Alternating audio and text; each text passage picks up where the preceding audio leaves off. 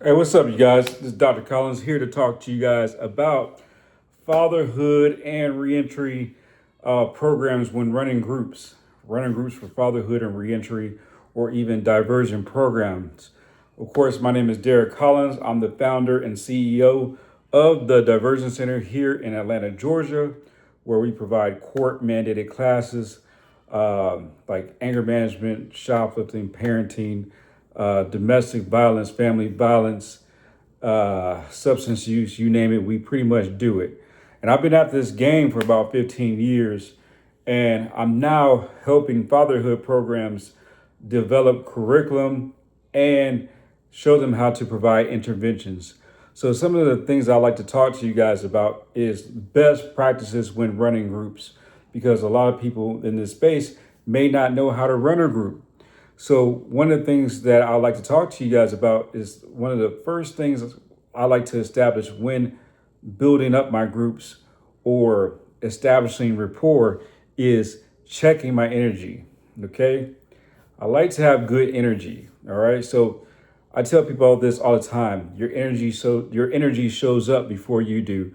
And when you're working with clients, if you're not in the right mood, if your energy is off, if you feel like you're in a bad mood, they're going to feel it on you. You can say whatever you want to, but if they can feel that bad vibe or that judgment feeling, they're not going to buy in. And you can even feel this stuff through Zoom calls, because we do a lot of groups on Zoom, and you can feel that energy through a Zoom call or a Google Meet or a Teams meeting. You can feel all that. So make sure when you're providing interventions or even tier two interventions or things of that nature, that you are making sure that your energy is good, because it starts with you. All right. Because you want buy-in. You want people to know that you're safe. They already don't want to be there. What you gonna tell me? Are you gonna judge me? Are you gonna lecture me? Oh, I heard this all before.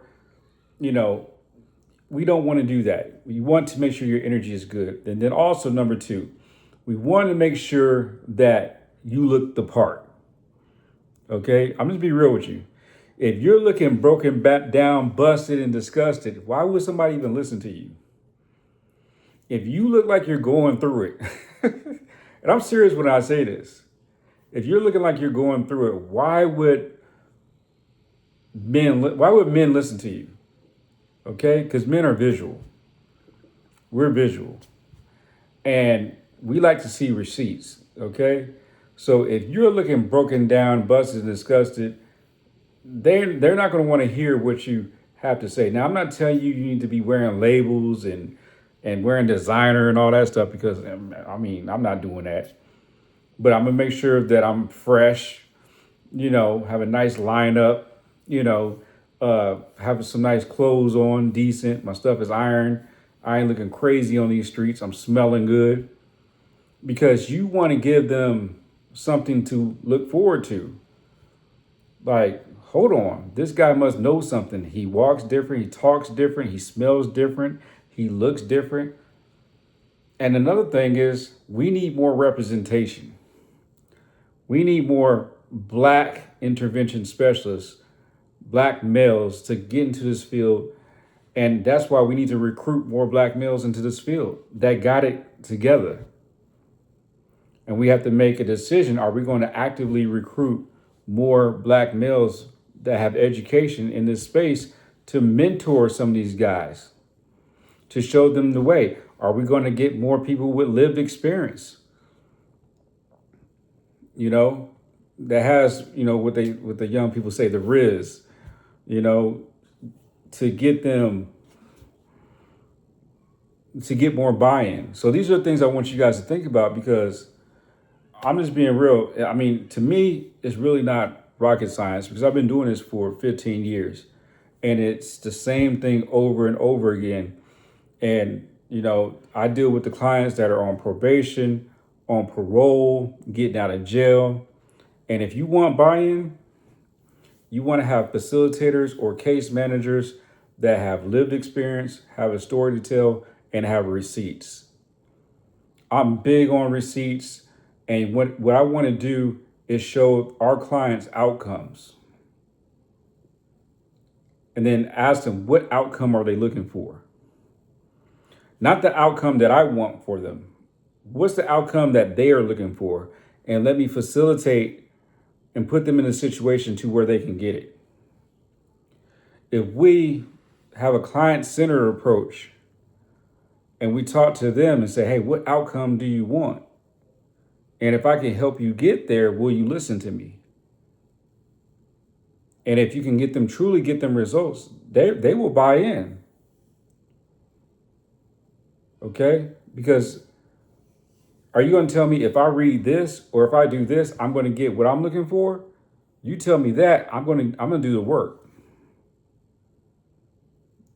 And that's what we need to present to our clients. Show them the outcome that they are looking for, not the outcome that you're looking for. What are they looking for? What do they want? And then we show them how to get it. Now, once we show them how to get it, that's on them to get it. So don't beat yourself up and be upset if they don't do it. If they're full of it, that's on them.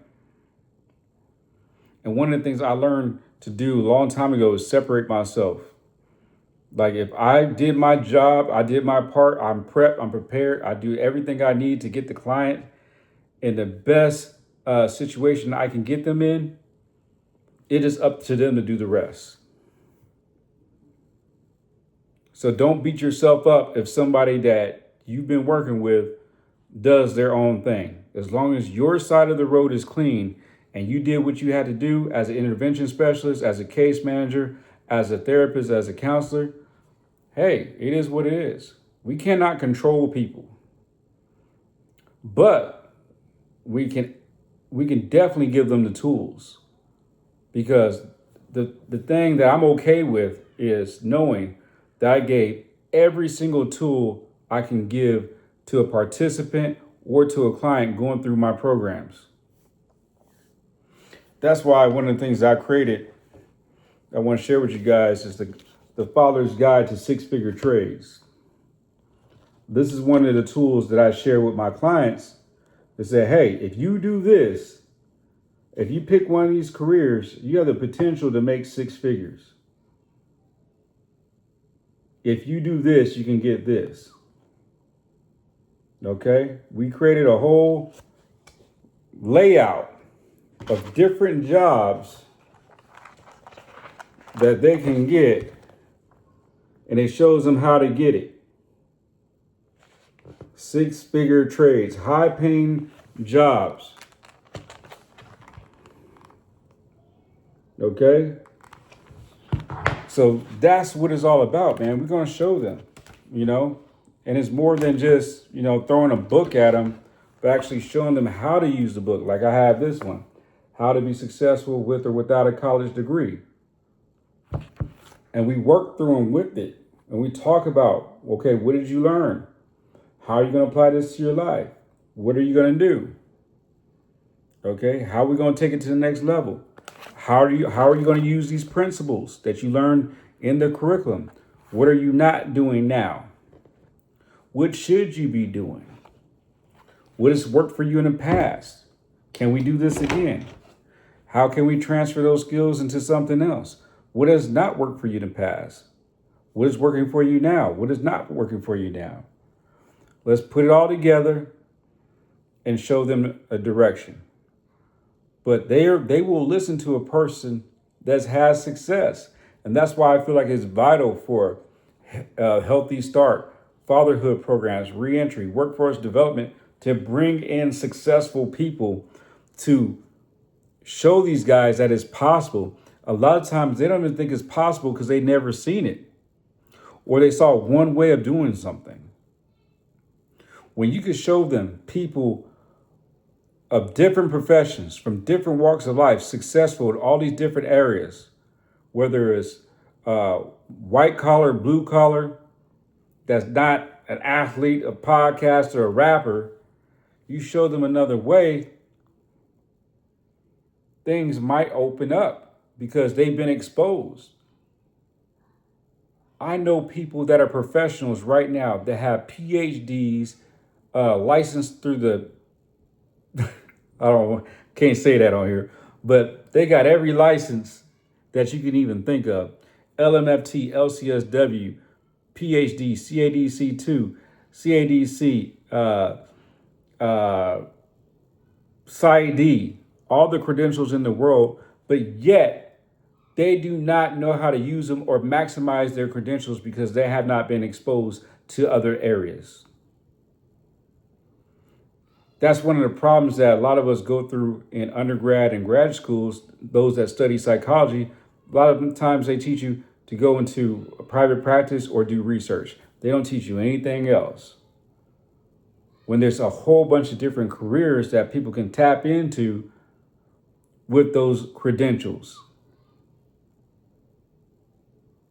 So these are the things. It even happens in the professional world with people that have education, that have masters, PhDs, and bachelor's degrees in AA. They only know a couple of things that they can do with it. I believe in exposure. I believe that growth happens when people are exposed to different environments, different jobs, different situations. I believe that all my clients should get a passport if they can, travel the world, get exposed to different things. I have my clients do an exercise. I have them go on Groupon, and I have them look up an experience that they want to experience that they've never done before, because some of them are not bored. They're just boring. And that's why some of my clients use drugs, because they're bored. I said, no, we're going to find you something other than drugs, other than smoking weed. We're going to give you some alternatives that you can do. Let's give you some experiences that you've never experienced before.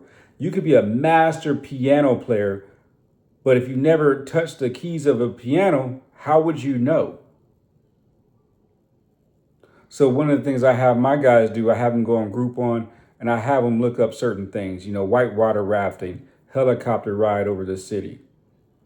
A lot of my guys have never been or never experienced a professional massage. So one of the things I've done in the past is I've taken my groups to a professional massage business, and they get a professional massage. The whole crew, 20 of them, 30 of them.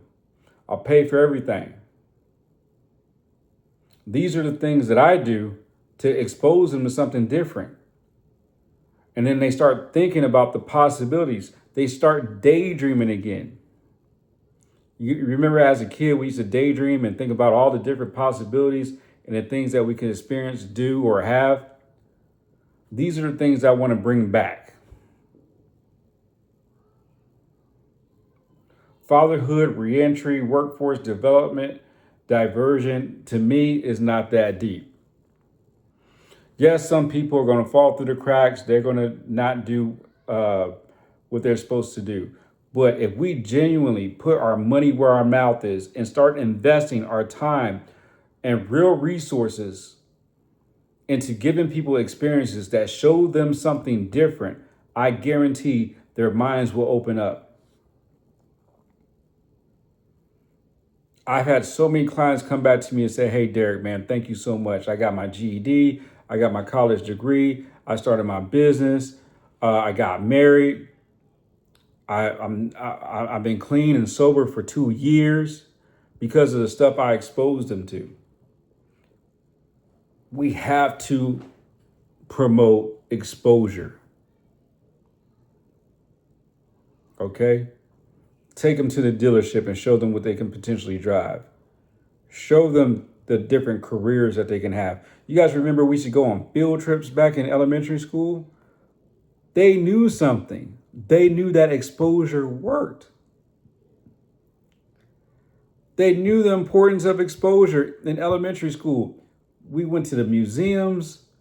We went to different camps, different activities.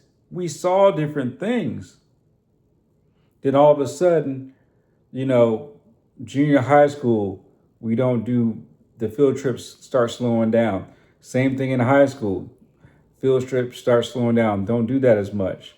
Unless you play, unless you play sports, you might go to another person's school to play against them. But other than that, when I was in high school, we didn't have many field trips. They all stopped. In adulthood, It really stops. There's some people that never left their neighborhood. So if we can show them different things, different avenues, different ways, how they can use their natural God-given gifts to make a living, things change. But it takes us to be creative enough or have someone that's aware enough to know all these different opportunities, because a lot of us, believe it or not, are not even aware of these opportunities. I said it before about the psychologists and the counselors and therapists. They're not aware. So if they're not aware, I cannot imagine all the other people that are working in workforce development, reentry, or fatherhood programs that are not aware as well. It's no knock, but it's the truth. It's just like, hold on, people are just out here sleepwalking. And if we want to affect change, we have to know what the heck is going on. You know, I've always thought about, I always said this when I was a kid. I said, hey, I don't want to play in the NFL. I want to own the NFL team. Because if that player is making, if that player is making 20 million a year, how much is the owner getting? How much does the GM make? Can we teach people how to be a general manager of a sports team? A lot of guys like sports. How can we teach them how to get into different careers in the sports? It doesn't have to be actually playing basketball or shooting a jump shot. There's other areas. There's marketing. There's accounting. There's promotions. Some of these guys want to get into owning maybe a laundromat. We have to talk about different career avenues. How do you open up a laundromat? What do you need to do to get started? What's your credit score need to be? How do you find the right location? How do you get an SBA loan to go and buy and purchase that laundromat from another owner? Are we talking about these things to our guys? Are we talking about getting an SBA loan to fund your business? Are we talking to them about specialized certifications? Like, I'm one of those guys that be like, hey, I want to go to polygraph school. I want to learn how to do polygraphs. Can we teach one of our guys to go to polygraph school and do polygraphs for the federal government? Are we going to show them how to be a elevator mechanic, escalator mechanic, trauma cleanup business? I don't know. There's all these different careers that we can expose our guys to. But are we doing it?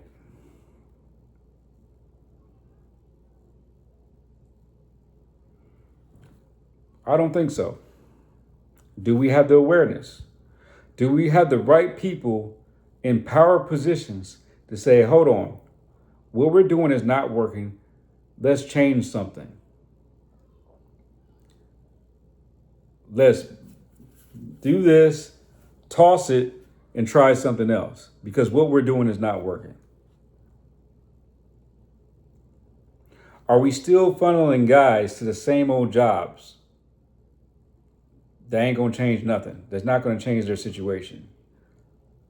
You cannot financially manage a poor paycheck. It's not going to happen.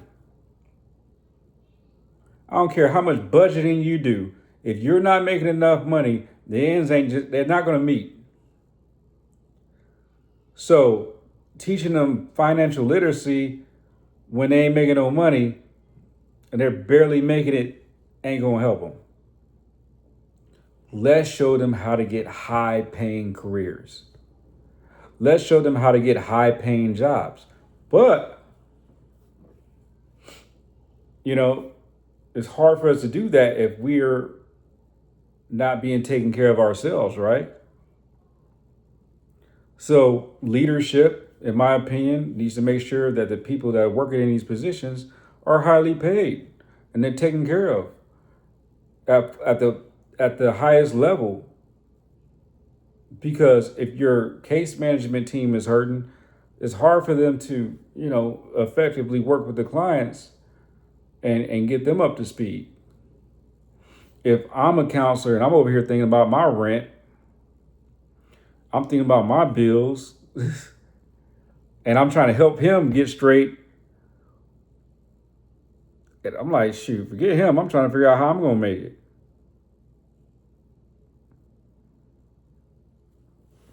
There's people out here, there's people that have $1 million budgets. And I'm not going to get into certain things because I don't know all the information. But I'll tell you this. I don't have $1 million budget. And my team is taken care of. I don't have $1 million budget to pay and run programs. I'm not federally funded. I'm not state funded. I'm not federally funded. Everything that I get, I fish for. I'm strictly right now totally private. I don't have any grants. I don't have any funding. I don't have any contracts. And yet I make it happen. And that's not a knock. I'm not putting nobody down. I'm just stating that if I can do it with no funds, hey, if you got federally funded dollars, take care of your team. Okay? Take care of your team. Make sure that they're good so the clients can be good. And I would love to I would love somebody, hey, fund me, give me $1 million and see how I work with it. Okay? I challenge anybody, give me $1 million, give me $2 million, give me $3 million. Hey, give me $10 million and see what I can do with it. The team is going to be straight. Clients are going to be serviced. They're going to get some real information, some real game, and we're going to expose them. Okay? Because I'm doing this already. Okay? And I want you guys to really hear me out. I'm not knocking nobody. I ain't talking about nobody. Man, I'm just a person who really cares because I've been in this situation, and even my buddies been in situations where, we're looking for answers. And there's not many resources for fathers and just men in general looking for answers. And that's why we do some of the stuff that we do, because we ain't got no resources. Ain't nobody telling us no real information to get out the situation. And that leads to frustration, anger, resentment. And then we start getting emotional. And then there's a whole bunch of dudes with lack of emotional control locked up in prison and in jail because they're just frustrated for a multitude of reasons.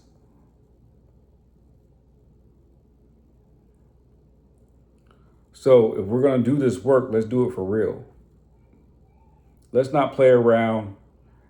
Let's not waste time. And there's a ton of people I know that truly care, but their hands are freaking tied because the people up top won't give them the tools to be successful.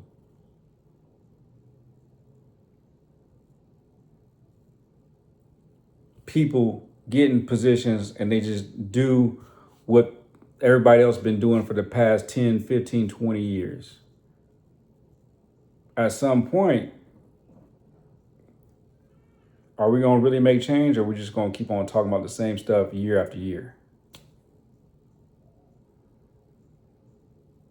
I want you guys to really think about that, man. And I'm challenging everyone that's watching this video to stand up. And if you're working with men in reentry, if you're working with those in workforce development or fatherhood programs, really have their best interests in heart and do the best damn job you can do because they need you. Because there's a man, believe it or not, there are men that are this close from ending it all, from committing suicide. And you can be that one person that helps them step off the ledge.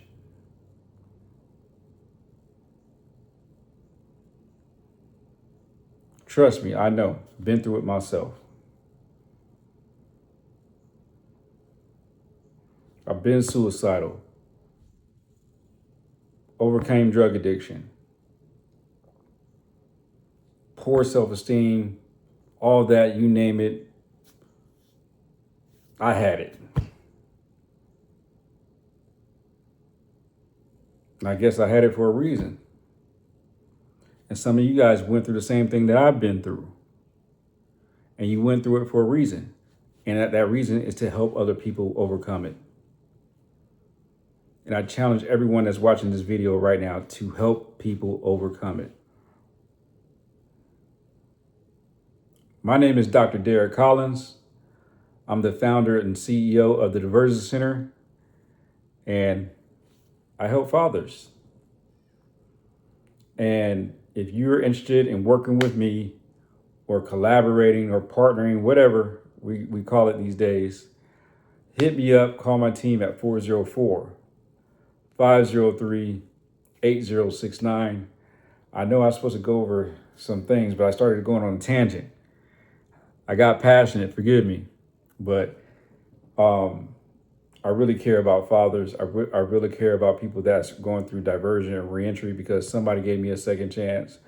And I think that is important. And if we're going to do this, let's do this for real. So if your reentry program, fatherhood program, workforce development program, you're in Georgia, out of state, I don't care where you are, New York, California. I'm originally from California, so Cali, hit me up. I don't care where you're from, Florida. Y'all want to work, y'all want to partner, let's collab. Let's get it. And I'll be looking forward to talking to you guys. Also, you can email me at dcollins@THEDIVERSIONCENTER.com. Let's get it.